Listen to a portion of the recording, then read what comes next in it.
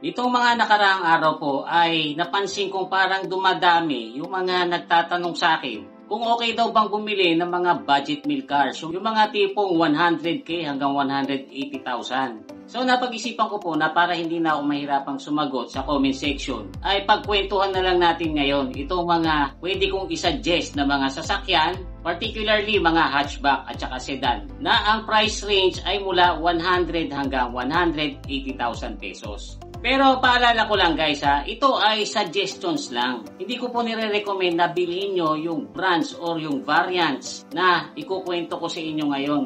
Lalo na kung first time nyong bibili ng sasakyan tapos hindi naman kayo marunong kumilatis or wala kayong kakilala na pwede nyong isama para busisiin yung sasakyan na natipuhan nyo. Medyo marami po talaga akong pwedeng isuggest. Pero sa episode po natin ngayon, uunahin ko muna yung mga gawa ng Hyundai kasi sa Hyundai pa lang marami na pong pagpipilian. Then kung maraming manonood ng episode na ito, sa next episode pagkukwentuhan naman natin yung mga Japanese brands. So guys, ang una po sa listahan natin, sa presyong 100,000 hanggang 150,000 ay po pwede po kayong makabili ng Hyundai Getz. Alam nyo guys, although 2002, nung simulang i-manufacture itong Hyundai Getz, dito po sa Pilipinas ay 2005 na ito na-introduce. 5-door hatchback po ito, nakasya ang 5 tao, kasama na po yung driver.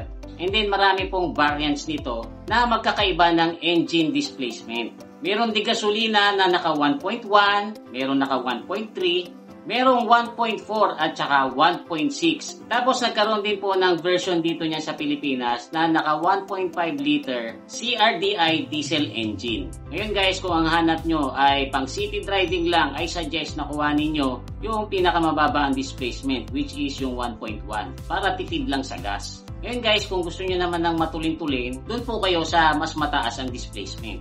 Ang stock wheels po nito ay mayroong size 14 pero meron din pong naka-15. At dahil sa medyo matagal na po itong kotse na ito, malamang na may mabibili kayo niyan na nakapag-upgrade na ng mag wheels. Na-discontinued naman po itong Hyundai Getz dito sa Pilipinas noong 2011.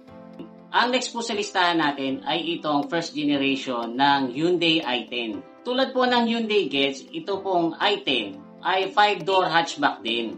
Nakasya ang 5 tao, kasama na yung driver. Naging available naman po ito dito sa Pilipinas mula 2008 hanggang 2013 lang. Ang mga Hyundai i10 po ay gawa sa Hyundai Chennai plant sa India. Tapos ini-import lang po natin yan. Ang mga variants po nito ay tinatawag na D-Light, Era at saka Magna.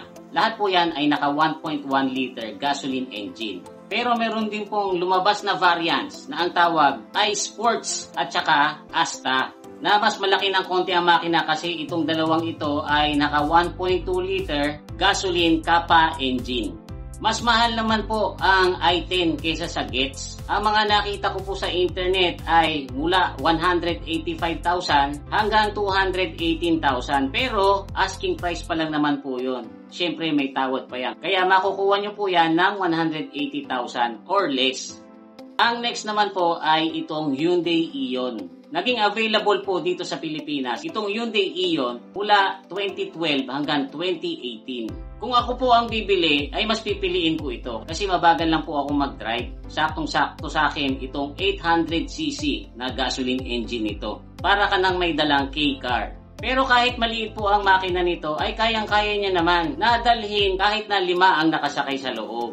Kasi guys, maliit lang ang kahan nito, magaan lang. Ultimo nga yung mga gulong nito, mas maliliit kaysa doon sa Hyundai Getz at saka sa i10. And then kahit po ito maliit, ay komportableng makakapag-drive kahit na matangkad yung driver. Kasi guys, bumili po ako nito mga 2 or 3 years ago para sa kuya ko na ang height ay 5'11". At although matangkad ang kuya ko, komportable niya po itong nadadrive. Ang price naman po nitong Hyundai Ion ay naglalaro mula sa 150 hanggang 200,000. Pero kung ako po ang bibili, pinakamahal ko na pong kuhanin yung 180,000. Kasi kung lalampas pa po doon yung presyo ay medyo mahal na para sa akin. Yung nga pong nakuha namin ng kuya ko ay nasa 180 lang noon.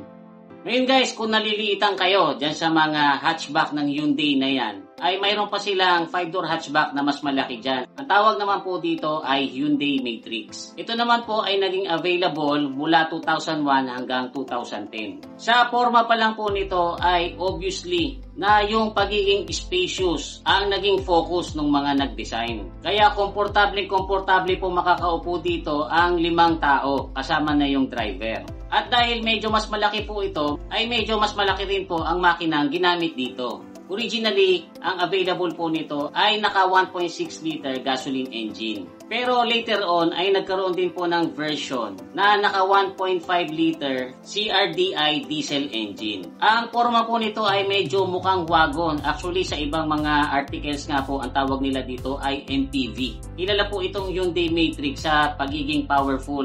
Malakas po itong mag-accelerate at malakas humatak. Sa internet ay makakakita po kayo niyan ng presyong mula 125,000 hanggang 140,000 lang. And then lastly, kung hindi nyo type ang hatchback, ay mayroon naman pong available ang Hyundai na budget meal car pero subcompact sedan. At yan po ay ang 4th generation ng Hyundai Accent. Naging available naman po itong 4th gen ng Hyundai Accent mula 2011 hanggang 2023. Medyo malaki ang makina nito kumpara dun sa mga hatchback kasi mas malaki naman po ang kaha nito. Sa gasolina, ang ginamit po nila dito ay yung 1.4 liter CVVT gasoline engine. Tapos meron din pong variant ito na naka 1.6 liter CRDI with VGT diesel engine. Yung pong version nito na naka-diesel engine, nakagamit na ako kasi nagkaroon yan yung pamangkin ko.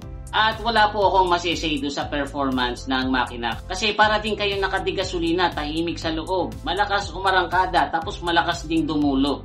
Kasi yung naka-CRDI diesel engine po nito ay kaya hanggang 126 horsepower at mayroon po itong 260 Newton meters of torque. Dahil matagal-tagal po ito sa market, inabot ng 12 years, yung mga medyo matataas na modelo ay hindi kakasya yung budget na 180,000. Pero yung mga naunang lumabas, yung mga 2011, 2012, pasok na po dyan yung budget na 180,000. So guys, sa Hyundai pa lang, marami na kayong pagpipilian. Alam nyo kasi guys, noong year 2000 hanggang 2019 ay usong-uso noon yung mga hatchback at saka mga subcompact sedan. Kaya nga lang ngayon, dahil mas nauuso na ang SUV, unti-unti na silang na-discontinued. Actually, sa Hyundai nga ngayon, puro SUV na ang ino-offer nila. Inuulit ko lang guys ha, hindi ko po nire-recommend na bumili kayo ng mga ganitong budget car kung hindi kayo marunong kumilatis ng second hand. Kung talagang gusto nyo po niyan, ay magsama kayo ng marunong para hindi kayo makabili ng supply. Or kung hindi nyo pa naman talaga kailangan, itabi nyo muna yung pera nyo. Mag-ipon pa kayo para madagdagan. Kasi mas maganda ang mabibili nyo kung mas mataas-taas ang budget nyo. So guys, I hope na nakatulong itong konting kwentuhan natin ngayon. Or at least man lang na-enjoy nyo.